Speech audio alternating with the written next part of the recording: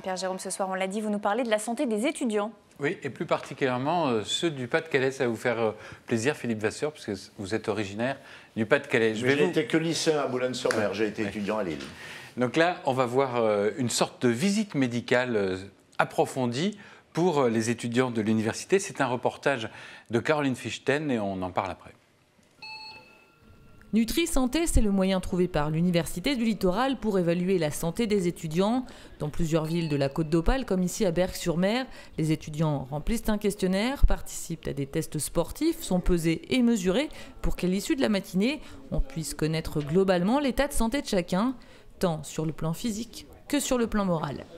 C'est important en ce sens qu'on se rend compte qu'effectivement la notion de bien-être est quelquefois un peu fluctuante et que les étudiants sont quelquefois un peu isolés, soit par leurs études, soit chez nous en université par le fait qu'ils cumulent un emploi d'étudiant à temps plein et un emploi salarié à temps partiel et quelquefois presque plus que partiel, donc à plus de 50%.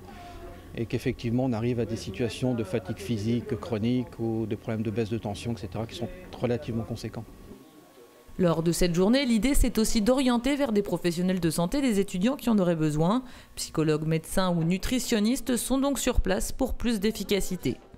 Donc là, s'il y a une problématique urgente à traiter, il est pris directement en charge par un professionnel de santé.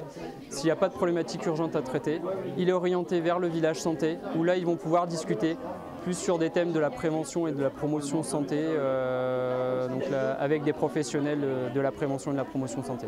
Les points les plus négatifs concernant l'état de santé des étudiants sont le manque de sommeil, des problèmes de fatigue ou de tension, des étudiants qui sont plutôt réceptifs à l'opération qui est mise en place pour eux. C'est intéressant parce qu'on peut apprendre des choses sur nous qu'on ne sait pas forcément et après on peut être dirigé vers des spécialistes pouvant nous conseiller sur certaines choses. Je trouve que c'est bien parce que justement ça permet des portes, ouvrir des portes aux gens qui n'osent pas forcément aller voir les professionnels et avec cette journée-là on peut se permettre d'aller voir des professionnels. On apprend des choses sur l'alimentation et tout ça.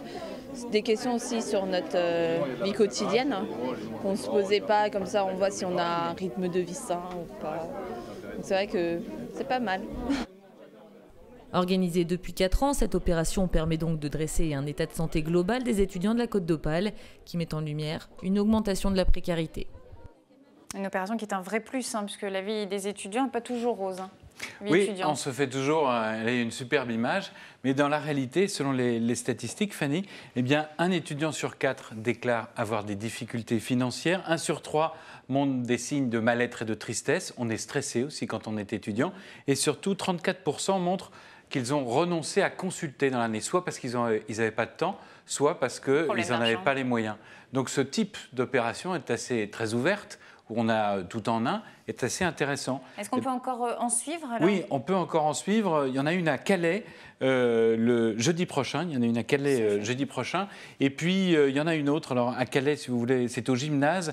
Et le 22 novembre, à Dunkerque, à la Maison de l'étudiant. Voilà. Et le 29, à Saint-Omer, avenue Descartes. Et c'est une opération tellement intéressante qu'elle va, grâce à l'INSERM, être prolongée et étendue au niveau national. Merci.